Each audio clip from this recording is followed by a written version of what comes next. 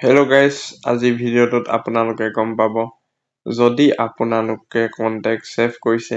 তাৰ পিছত যদি ডিলিট হৈ গৈছে তো কেনেকৈ সেভ কৰিব লাগে মানে ডিলিট যাতে নহয় ঠিক আছে সো মানি লওক মই ইয়াতে এটা নাম্বাৰ সেভ কৰিম ইনে জাস্ট এক্সাম্পল নে কিবা এটা ধৰি দিছো এই নাম্বাৰ যদি মই সেভ কৰো তো আপোনালোকে এনেকৈ সেভ কৰিব পাৰিব সেভ কৰিলে ডিলিট হৈ যায় ঠিক আছে একো প্ৰবলেম নাই Google Play Store to আপোনালোকে ওপেন কৰি লব ওপেন কৰাৰ পিছত কন্টাক্ট বুলি সাৰ্চ কৰি দিব ঠিক আছে এই Google কন্টাক্ট যদি আছে তেতিয়া আপডেট কৰি লব যদি নাই তেতিয়া ইনষ্টল কৰি লব এক্সাম্পল এইটোৱে নাম্বাৰ হয় ঠিক আছে কপি কৰি লৈছো মই এইটোৱে আপোনালোকে সেভ কৰিব জানিবা ইনে নাম জানিবা ইনে কৰিছো কিবা এটা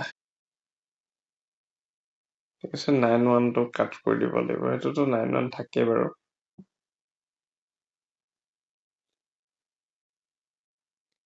এনেকে সেভত কৰি দিলে সেভ কৰিব তো মই এটো সেভ নকৰো যদি এনেকে সেভ কৰাৰ পিছতো আপোনালোকৰ ডিলিট হৈ গৈছে কোনো কথা নাই জিমেইল আইডিটো ওপেন কৰি লব ওপৰ যোনটো আইকন আছে তাত ক্লিক কৰিব Google একাউন্ট যোনটো অপচন আছে এটোত ক্লিক কৰিব ঠিক আছে তাৰপৰা পিপল এণ্ড শেয়াৰিং যোনটো অপচন আছে এটোত ক্লিক কৰিব কন্টাক্ট যোনটো অপচন আছে তাত ক্লিক কৰি লব ঠিক আছে ইয়াত ক্লিক কৰি এই প্লাস আইকনটোত create a new account click কৰি ঠিক আছে এটো কপি হৈছে নাম্বাৰটো ঠিক আছে নামটো ইনে দি দিছো আৰু ঠিক আছে তো ঠিক আছে ইয়াৰ পিছত ক্লিক কৰাৰ পিছত সেভত যদি ক্লিক কৰি দিয়ে সেভ অপচনটোত ক্লিক কৰিলে সেভ হৈ যায় আৰু তো মই এটো সেভ নকৰো যদি আপোনালোকৰ নাম্বাৰবোৰ সেভ কৰাৰ পিছতো ডিলিট হৈ গৈছে এনে ধৰণে আপোনালোকে সেভ কৰিব আৰু নাম্বাৰবোৰ সেভ কৰিলে আপোনালোকে ইমেইল আইডিতে সেভ কৰিব তেতিয়া ডিলিট নহয় আৰু তেতিয়া থাকি যায় মানে যদি ডিলিট কৰিব লগা থাকে যদি ইমেইল আইডি পা ডিলিট কৰিব পৰা নাই তেতিয়া মানি লওক এটো মই ডিলিট কৰিম ঠিক আছে